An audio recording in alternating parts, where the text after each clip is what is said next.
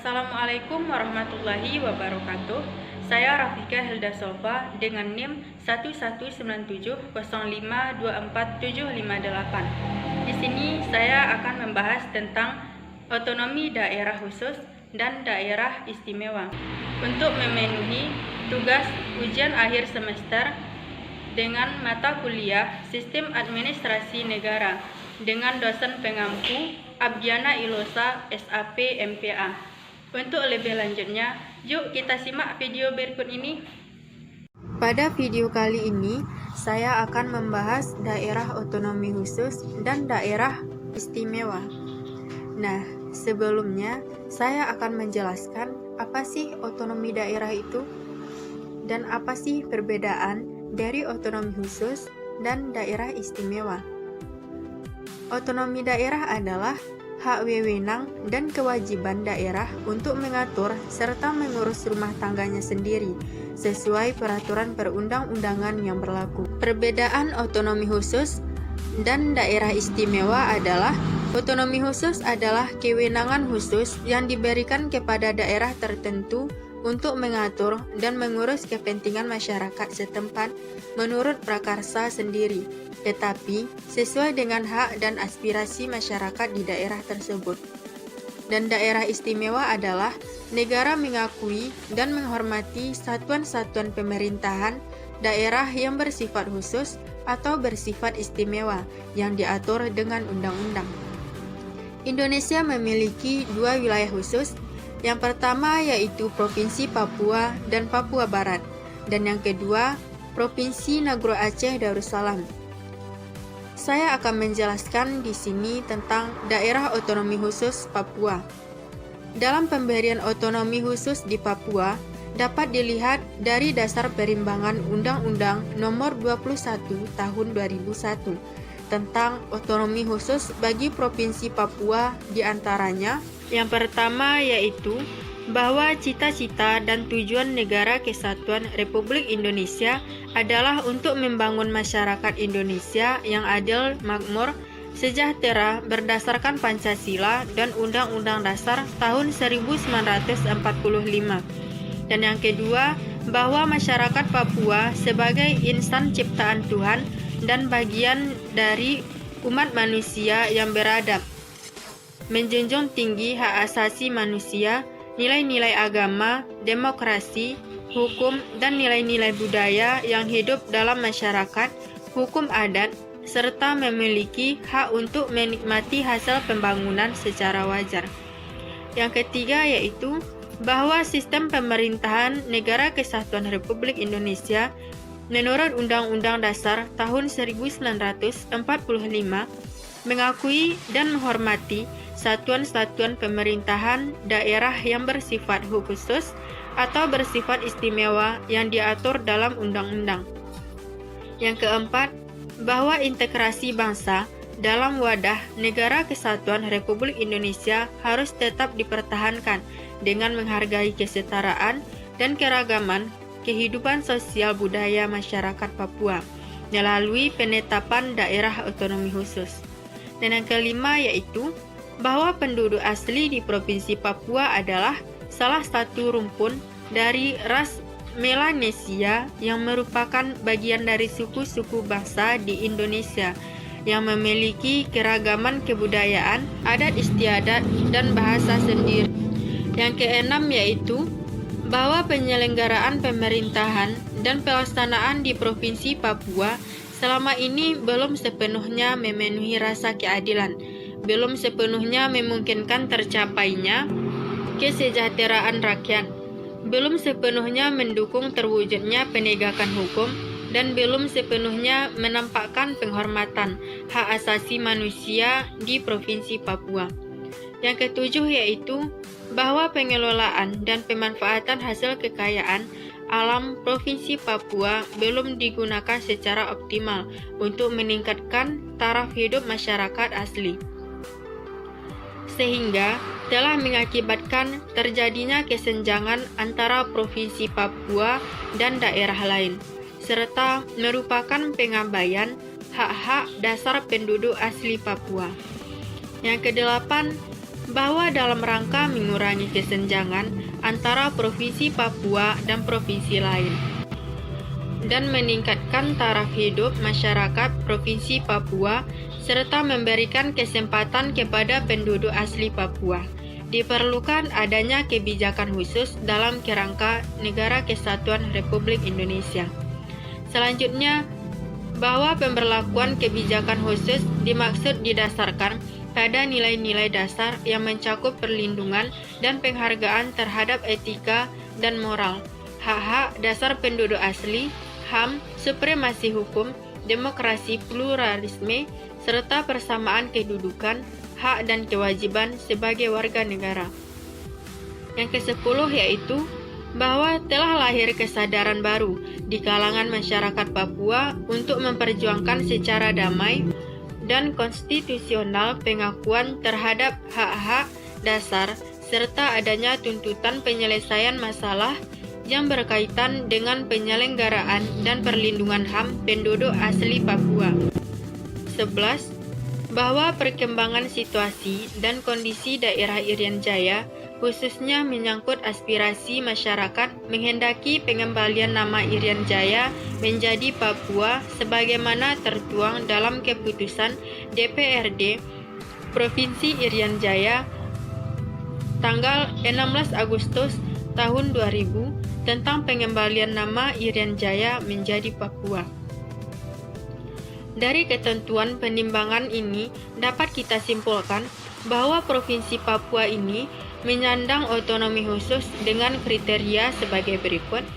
Yang pertama yaitu dalam hal historis adalah otonomi khusus di Papua diberikan didasarkan pada sejarah dari masyarakat Papua pada saat perjuangan bangsa Indonesia meraih kemerdekaan 17 Agustus tahun 1945. Yang kedua yaitu dalam hal politik. Upaya NKRI untuk tetap mempertahankan wilayah kesatuan Republik Indonesia, hal ini diharapkan konflik berkepanjangan yang terjadi di Papua dan juga dikarenakan adanya gerakan separatisme yang tumbuh dan berkembang di Papua. Selanjutnya yang ketiga yaitu dalam hal ekonomi adalah ketertinggalan daerah Papua dari daerah lainnya dari segi ekonomi, kesejahteraan, pendidikan, kesejahteraan masyarakat, sehingga menyebabkan HAM kurang dihargai. Pemberian otonomi khusus pada Provinsi Papua didasarkan dari dua hal. Yang pertama, adanya kesenjangan pembangunan, dan yang kedua, pelanggaran HAM. Bentuk dan susunan pemerintahannya yaitu Perdasus dan Perdasi. Selain itu, kekhususan yang dimiliki oleh Papua dan Papua Barat adalah pada bentuk dan susunan pemerintahannya. Pasal 5 ayat 1 Undang-Undang Nomor 21 Tahun 2001 tentang otonomi khusus bagi Provinsi Papua berbunyi sebagai berikut. Pemerintah daerah Provinsi Papua terdiri atas DPRD sebagai badan legislatif pemerintahan provinsi sebagai badan eksekutif. Selain itu, dalam pasal 29 ayat 1 Undang-Undang Nomor 21 Tahun 2001 tentang otonomi khusus bagi Provinsi Papua dikatakan bahwa Provinsi Papua dapat membentuk peraturan daerah khusus Perdasus yang dibuat dan ditetapkan oleh DPRD bersama gubernur dengan mempertimbangkan dan persetujuan MPR. Selanjutnya, saya akan membahas daerah otonomi istimewa dibagi menjadi dua provinsi. Yang pertama yaitu Provinsi DKI Jakarta dan yang kedua yaitu Provinsi Daerah Istimewa Yogyakarta. Dalam pembahasan daerah otonomi istimewa, ini saya memilih daerah keistimewaan Yogyakarta. Berbicara mengenai Yogyakarta, maka sangat erat kaitannya dengan sejarah daerah Istimewa Yogyakarta. Sejarah daerah istimewa Yogyakarta ini berjalan cukup panjang, bahkan sejak sebelum Indonesia merdeka, di mana awal mulanya sejarahnya dari Kerajaan Mataram yang dibagi menjadi dua berdasarkan Perjanjian Giyanti sebelum Indonesia merdeka. Pasca berakhirnya Orde Baru, pengakuan legal atas keberadaan daerah istimewa masih tetap berlaku. Pasal 122 Undang-Undang Nomor 22 Tahun 1999 tentang Pemerintahan Daerah antara lain menyatakan bahwa keistimewaan untuk Provinsi Daerah Istimewa Yogyakarta sebagaimana yang dimaksud dalam Undang-Undang Nomor 5 Tahun 1974 adalah tetap. Lebih lanjut, dalam penjelasan pasal tersebut dinyatakan bahwa pengakuan keistimewaan provinsi didasarkan pada asal-usul dan peranannya dalam sejarah perjuangan nasional. Sedangkan isi keistimewaannya adalah pengangkatan gubernur dengan mempertimbangkan calon dari keturunan Sultan Yogyakarta dan wakil gubernur dengan mempertimbangkan calon dari Paku Alam yang memenuhi syarat sesuai dengan undang-undang ini.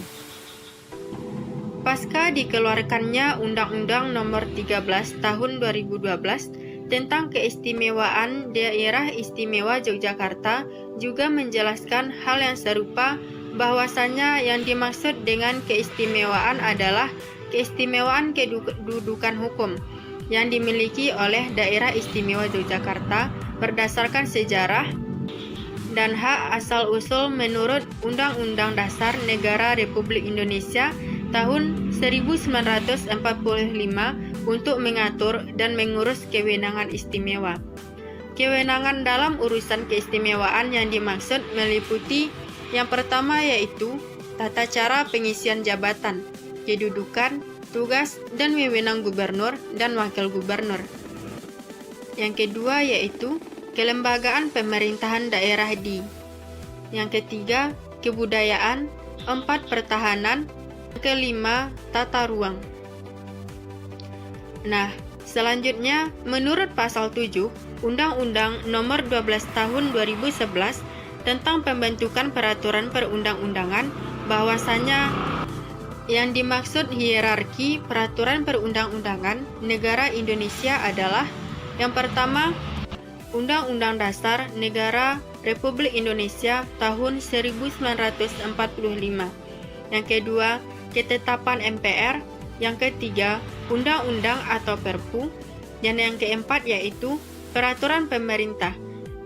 Yang kelima, peraturan presiden. 6, peraturan daerah provinsi. Dan yang terakhir yaitu peraturan daerah kabupaten atau kota. Dalam peraturan yang sudah dijelaskan tadi, dengan paparan tersebut artinya bahwa keterkaitan sabda tama, sabda raja, dawuh raja tidaklah termasuk dalam hierarki peraturan perundang-undangan. Ini artinya bahwa apakah sudah tepat jika dikatakan sabda tama dapat dijadikan acuan untuk merevisi UUK?